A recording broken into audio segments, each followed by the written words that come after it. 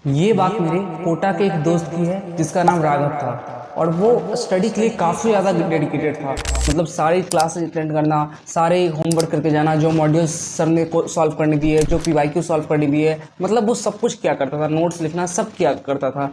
लेकिन तब भी उसके टेस्ट में कभी मार्क्स नहीं आते थे। और वो मेरे से आके बोलता था, हर्षित तू ऐसा क्या करता है कि जिस कारण से तेरे टेस्ट में ठीक ठाक नंबर आ जाते, लेकिन उसके नंबर 100, 200, 250 इतने तक ही आ पाते थे, उससे ज़्यादा नंबर उसके बढ़ते ही नहीं थे। और लास्ट में जाकर भी नीट में उसका सिलेक्शन नहीं हो पाया। और उसका पता है सबसे बड़ा कारण क्या था? वो है रिवीजन ना करना। तो hey everyone, once again welcome back to my channel. This is Harshit Kumar, a second year MBBS student at All India Institute of Medical Sciences Raebareli. और आज की वीडियो में तुम्हें रिवीजन के बारे में पूरी तरह से इन्फॉर्मेशन मिल जाएगी कि तुम्हें रिवीजन कैसे करना है, तुम्हें रिवीजन कब से करना है, और तुम्हें रिवीजन में क्या क्या पढ़ना है, सबसे मोस्ट इंपॉर्टेंट थिंग। क्योंकि लोग समझते ही नहीं है कि रिवीजन के अंदर क्या पढ़ना होता, वो पूरी चीज पढ़ने लग जाते हैं और उनका टाइम कब निकल जाता है ये उन्हें पता ही नहीं चलता। तो सबसे मोस्ट इंपॉर्टेंट चीज हम उस पर बात करने वाले हैं, और उसके साथ तो अदर एस्पेक्ट को देखेंगे। और चाहे तुमने अभी पढ़ना स्टार्ट किया हो या चाहे तुम पहले से पढ़ते आ रहे हो, तुम दोनों तरह के स्टूडेंट्स को ही रिवीजन करना बहुत ही जरूरी है। क्योंकि अगर तुम रिवाइज नहीं करोगे ना, तो जो अभी भी पढ़ना स्टार्ट किए वो भी उस चीज को भूल जाओगे और उसका पढ़ने का कोई भी सिग्निफिकेंस नहीं रहेगा। तो मेक श्योर दैट कि तुम इस वीडियो को एंड तक देखो, कि जिसमें मैं सारी चीजें बता दूंगा कि रिवीजन के बारे में क्या क्या चीजें हो सकती है। और आई गारंटी कि इस वीडियो के बाद तुम्हें और कोई वीडियो देखने की जरूरत नहीं पड़ने वाली। तो इसी के साथ लेट्स स्टार्ट द वीडियो। क्योंकि देखो, नीट में जितनी भी चीजें पढ़नी होती है ना, तुम चाहोगे तो उन सारी चीजों को 3-4 मंथ के अंदर भी पूरा सिलेबस खत्म कर सकते हो। लेकिन नीट कंक्वेयर करना इस बात पर डिपेंड ही नहीं करता कि तुमने पूरा सिलेबस खत्म किया है कि नहीं। वो इस बात पर डिपेंड करता है कि तुमने पूरे सिलेबस को खत्म करके कितने बार रिवाइज कर लिया है या नहीं। तो देखो, एटलीस्ट तुमको 5-6 बार तो रिवाइज करना ही होगा पूरे सिलेबस को। मतलब तुम्हें सारे शॉर्ट नोट्स, सारी एनसीईआरटी सबसे तुमको 5-6 बार गो थ्रू तो होना ही पड़ेगा। और उसके लिए तुमको एक बेस्ट स्ट्रेटजी चाहिए होती है रिवीजन की, जिससे तुम कम टाइम में रिवाइज कर सको। तो वो क्या है, वही हम जानते हैं। तो अगर तुम लोगों में से किसी का भी 30 से 40% सिलेबस अभी तक हो चुका है, अगर जो स्टूडेंट्स पढ़ाई स्टार्टिंग से कर रहे होंगे लाइक जून जुलाई से, तो आई थिंक उनका 30% सिलेबस तो हो गया होगा। तो मैं तुमको बोलूंगा अभी से ही तुम डेली 1 घंटे रिवीजन को देना स्टार्ट कर दो, अगर तुम रिवीजन को टाइम नहीं दे रहे हो। अब कुछ लोग बोलेंगे भैया मुझे टाइम नहीं मिल पाता, मुझे डेली का पढ़ते पढ़ते ही पूरा टाइम लग जाता है। तो यार देखो, टाइम कभी हमें मिलता नहीं है, टाइम हमें निकालना पड़ता है। ये हमारे एक्सक्यूजेज होते हैं कि भैया टाइम नहीं मिलता। तुम अगर सही से देखोगे ना, तो तुम अपने दिन में ऐसे बहुत सारे एक्टिविटीज करते होगे जिसमें तुम्हारा 1 घंटा तो वेस्ट होता ही होता होगा। तो तुम ट्राई करो कि उस 1 घंटे को निकालने का। क्योंकि यार बात यही है कि जो स्टूडेंट्स टाइम को निकाल पा रहा है, टाइम मैनेजमेंट अच्छे से कर पा रहा है, वही आके नीट में भी सिलेक्ट होता है। और वो टाइम मैनेजमेंट तुमको आगे हर जगह हेल्प करेगी, चाहे वो एमबीबीएस हो, अपनी खुद के लाइफ हो। तो इस टाइम मैनेजमेंट वाली स्किल को जितनी जल्दी हो सीखो, कि अप्लाई करना कि मैं तुम्हें नहीं बता सकता हर चीज की तुम टाइम को कैसे निकालोगे। सबकी लाइफ डिफरेंट हो सकती है। तो तुमको अपने लाइफ को मतलब देखना है और उसमें से सोचना है कि मैं टाइम कहाँ वेस्ट कर रहा हूँ या कहाँ से टाइम निकाला जा सकता है, और क्या 1 घंटे कम सोकर काम चलाया जा सकता है इफ पॉसिबल। अगर तुम ज्यादा सो रहे हो तो फिर ये तुम देख सकते हो, पर 1 घंटे तुम्हें निकालने पड़ेंगे। और उस 1 घंटे के अंदर तुम्हें कोई भी एक चैप्टर उठाना है। मान के चलो काइनेमेटिक्स तुम्हें पढ़ा हुआ बहुत दिन हो गया, तो तुम काइनेमेटिक्स को उठाए, उसका क्वेश्चंस वगैरह रिवाइज किए। लेकिन यहाँ पे बहुत स्टूडेंट पूछेंगे कि भैया क्वेश्चन सोर्स मुझे कोई बता दीजिए। काफी स्टूडेंट पूछते हैं कि भैया कोई क्वेश्चन का ऐसा सोर्स बताइए जिसपे मैं पूरी तरह से रिलाई कर सकूं। तो इसके लिए मेमोनेट का इलाइट प्लान है, जो कि काफी ज्यादा अफोर्डेबल है और बहुत ही बेस्ट भी है। इसके अंदर तुम्हें रिवीजन के लिए सारे नोट्स और उसके साथ क्वेश्चन प्रैक्टिस सब कुछ तुम्हें मिल जाने वाला है। तो तुम आराम से अपने रिवीजन को और स्ट्रेंथन कर सकते हो। और अगर तुमने इस इलाइट प्लान को अच्छे से फॉलो किया ना, तो तुम इससे आराम से 700 प्लस तक भी स्कोर कर सकते हो। क्योंकि पिछले वाली नीट में भी काफी स्टूडेंट्स ने बस इस इलाइट प्लान को फॉलो करके काफी अच्छा स्कोर किया था, और काफी ज्यादा क्वेश्चन इसके टेस्ट सीरीज से आए थे। तुम ये भी देख सकते हो। और बात करें कि इस इलाइट प्लान के अंदर आपको क्या क्या मिलेगा, तो सबसे पहले आपको इसमें क्विक नोट्स रिवीजन मिलेंगे। मतलब आपको बहुत ही शॉर्ट नोट्स टाइप के बने मिलेंगे, जिससे आप एक चैप्टर को बहुत ही कम टाइम के अंदर रिवाइज कर सकते हो। जैसा मैंने बोला कि हम लोग गलती क्या करते हैं, हम लोग बहुत टाइम देते हैं रिवाइज करने में नोट्स को, लेकिन हमें नोट्स को जल्दी रिवाइज करना है। उसके साथ आपको इसमें 30,000 प्लस क्वेश्चन बैंक मिलेंगे। उसके बाद आपको फिजिक्स और केमिस्ट्री माइंड मैप मिलेगा। और उसके बाद भी आपको पूरी पीवाईक्यू मार्क एनसीईआरटी मिलेगी। मतलब हम क्या करते हैं, हम एनसीईआरटी पढ़ने में अपना अलग टाइम लगाते हैं, उसके फिर पीवाईक्यू सॉल्व करने में अपना अलग टाइम लगाते हैं। तो मेमोनेट ने इन दोनों को कंबाइन कर रखा है, जिससे आप एनसीईआरटी और पीवाईक्यू दोनों साथ साथ में कर पाओगे। और उसके साथ तो आपको फिजिक्स और केमिस्ट्री के फॉर्मूला सेट मिलने ही वाले हैं। उसके साथ सबसे स्पेशल फीचर जो इसका है कि तुमने अगर मान के चलो काइनेमेटिक्स और न्यूटन्स लॉ ऑफ मोशन खत्म कर लिया, कोई 2 चैप्टर खत्म किया, और तुम्हें उसका टेस्ट देना है, तो तुम खुद से टेस्ट भी जनरेट कर सकते हो या खुद से डीपीपी जनरेट कर सकते हो कि हाँ मुझे इन सेलेक्टिव चैप्टर का ही टेस्ट टेस्ट देना है, और लेकिन ऐसे तो होता नहीं है टेस्ट, लेकिन तुम चाहोगे तो तुम सेलेक्ट कर सकते हो कि हाँ ये डिफिकल्ट क्वेश्चन मुझे सेट करने हैं, इन चैप्टर से मुझे क्वेश्चन करने हैं, और वो मेमोनेट तुम्हें वो जनरेट करके दे देगा। और ये पूरा ही प्लान बहुत ही तुम्हें अफोर्डेबल प्राइस में मिलने वाला है, जो कि होने वाला है 1799, जो कि सबसे पहले इसका प्राइस था 3999।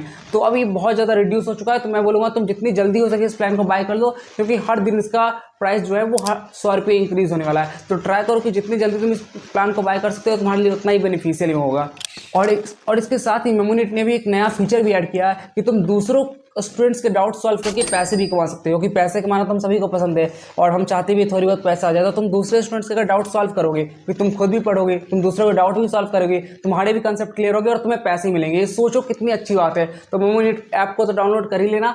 और इसके साथ ही अभी लाइव टेस्ट सीरीज में मेमोनेट लाने वाला है, जो कि काफ़ी ज़्यादा बेस्ट होगी तुम लोग के लिए। तो उसके लिए बने रहना, मैं उसका भी इन्फॉर्म कर दूंगा।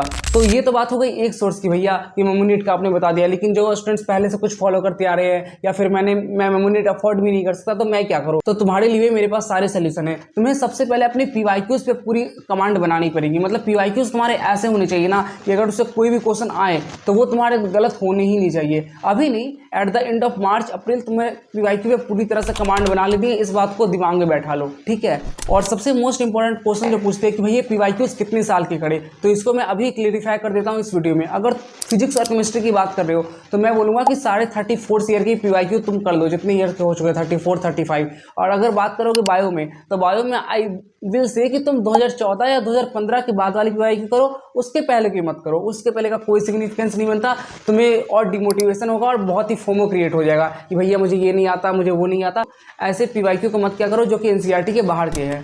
और भैया ये तो बात आपने बता दी, क्वेश्चन प्रैक्टिस PYQ पे ज़्यादा ध्यान दे। और अगर पहले से तुमने कुछ कर रखा है मॉड्यूल में, और मॉड्यूल में स्टार मार्क क्वेश्चन लगाए हैं, जो मैं बोलता हूँ कि जब भी तुमने पहली बार मॉड्यूल सॉल्व किया है और वो क्वेश्चन तुमसे नहीं हुआ, तो तुमने उसमें स्टार मार्क या कुछ ना कुछ तो लगाया होगा ना, तो उस क्वेश्चन को जरूर से सॉल्व करना। लेकिन सबसे इंपॉर्टेंट बात ये आती है कि भैया हम सीक्वेंस क्या रखें रिवीजन का, मतलब क्या करें, नोट्स पहले करें या क्वेश्चन पहले करें, या क्वेश्चन पहले करें या नोट्स बाद में करें। बहुत कन्फ्यूजन होता है ना। तो लेट्स क्लियर दिस थिंग।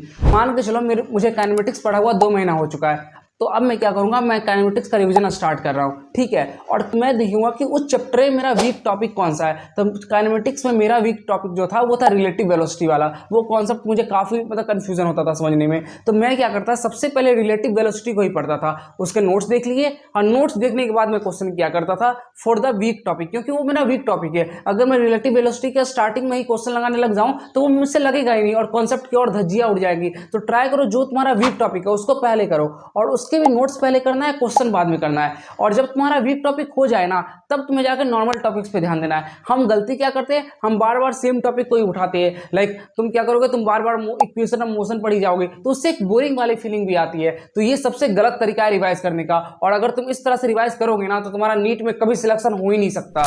तो ये चीज को ध्यान रखना कि इस तरह से कभी रिवाइज मत करना, बिल्कुल एक फ्लो में कि हाँ पहले इक्वेशन ऑफ मोशन कर रहे हैं फिर प्रोजेक्टाइल कर रहे हैं, क्योंकि तुम्हें इक्वेशन ऑफ मोशन तुम्हें याद होगी। आई थिंक अगर तुम अच्छी तरह से पढ़ रहे हो तो तुम्हें 3 इक्वेशन ऑफ मोशन याद होगी, प्रोजेक्टाइल के बेसिक्स फॉर्मूले भी याद होंगे। तुम्हें उस चीज पर ध्यान देना है जो तुम्हें याद नहीं रहता। तो इसलिए मैं इस चीज को फॉलो करने बोल रहा हूँ, ठीक है। और बचे हुए जो नॉर्मल टॉपिक्स है जो तुम्हें आसान लगते हैं, उसके लिए तुम ऐसा अप्रोच रखना, पहले क्वेश्चंस बाद में नोट्स, समझ गए। और तुम क्वेश्चन करने के पहले अगर तुमने शॉर्ट नोट्स बना रखे तो तुम शॉर्ट नोट्स को भी रेफर कर सकते हो। और अगर तुमने शॉर्ट नोट्स नहीं बनाया तो तुम मेरे टेलीग्राम चैनल पे चले जाओ, वहाँ फ्री में शॉर्ट नोट्स अपलोडेड है, तुम उसको चेकआउट कर सकते हो। लेकिन शॉर्ट नोट्स से रिवाइज जरूर करना क्वेश्चन बनाने से पहले, क्योंकि उससे तुमको एक अलग कॉन्फिडेंस आएगा। जब तुम शॉर्ट नोट्स रिवाइज करते हो ना, तो मतलब सारे फॉर्मूले तुम्हारे दिमाग में होते हैं, तब उस टाइम तुम क्लिक कर पाते हो कि हाँ भैया ऐसा क्वेश्चन आया है, इसमें ये चीज़ दी गई है, मैं इस पर ये फॉर्मूला अप्लाई कर दूंगा। और कैसे क्वेश्चन सॉल्व करना है, क्वेश्चन सॉल्व नहीं होते तो अप्रोच क्या होनी चाहिए, ये सारी चीज़ें मैं पिछली वीडियो में समझा चुका हूँ फिजिक्स के लिए। तो अगर तुमने अभी तक वो वीडियो नहीं देखी है तो सबसे पहले जाकर वो वीडियो देखो, क्योंकि वो बहुत ही इंपॉर्टेंट वीडियो है, ठीक है। और बायोलॉजी में बस तुम्हें क्या करना है, तुम्हें नोट्स की जगह या शॉर्ट नोट्स की जगह तुम्हें अपने NCERT पे फोकस करना है। अगर तुमने बायोलॉजी में पहले से नोट्स बना भी रखे हैं ना, तो I will say focus on NCERT, क्योंकि वो सबसे ज़्यादा जरूरी है इस टाइम पर। तो ये तो बात हो गई कि जो स्टूडेंट्स पहले से पढ़ते आ रहे हैं उनको ये सारी चीज़ें करनी चाहिए। लेकिन कुछ स्टूडेंट्स ऐसे भी है जो अभी पढ़ना स्टार्ट किए हैं। तो देखो यार, ऐसा नहीं कि तुम्हें रिविजन नहीं करना, तुम अभी जो भी पढ़ रहे हो ना, लाइक तुमने जो कल पढ़ा है उसको आज रिवाइज करो, जो परसों पढ़ा है उसको भी आज रिवाइज करो। मतलब तुम्हें एक तुम्हें भी रिवाइज करना होगा, लेकिन तुम्हें डिफरेंट वे में रिवाइज करना है, क्योंकि तुम्हारे पास टाइम कम है। तुम्हें सिलेबस को जल्दी कंप्लीट करना होगा। तो जो अभी पढ़ना स्टार्ट किए उनका सिलेबस कंप्लीट होगा फरवरी मार्च में जाकर, और अगर तुम्हारा सिलेबस फरवरी मार्च में कंप्लीट हो रहा है तो तुम्हारे पास उतना टाइम नहीं रहेगा लास्ट में जो तुम रिवाइज कर सको। तो ट्राई करो कि तुम अभी से ही थोड़ी बहुत रिवाइज करते रहो। लाइक संडे का दिन आ रहा है तो संडे को बैठो और तुम पिछले 6 दिन का सब कुछ रिवाइज कर लो, फिर अगले संडे को फिर 6 दिन का, और जब मॉक टेस्ट आने वाला हो तो पूरी प्रीवियस का तो रिवाइज हो ही जाता है। तो इस तरह से तुम्हें रिवाइज प्लान करना पड़ेगा। तुम्हें भी 1 घंटे देने ही होंगे और तुम्हें भी प्रीवियस टॉपिक को रिवाइज अच्छे से करना पड़ेगा, वरना फिर वही होगा, भैया मैंने पढ़ तो सब कुछ लिया लेकिन याद कुछ नहीं आ रहा। लास्ट का टाइम होगा मार्च, नीट एग्जाम में 1-2 महीने बचे होंगे और तुम परेशान हो रहे होगे कि भैया मेरे से कुछ नहीं हो पा रहा, मेरा सिलेक्शन हो पाएगा कि नहीं हो पाएगा।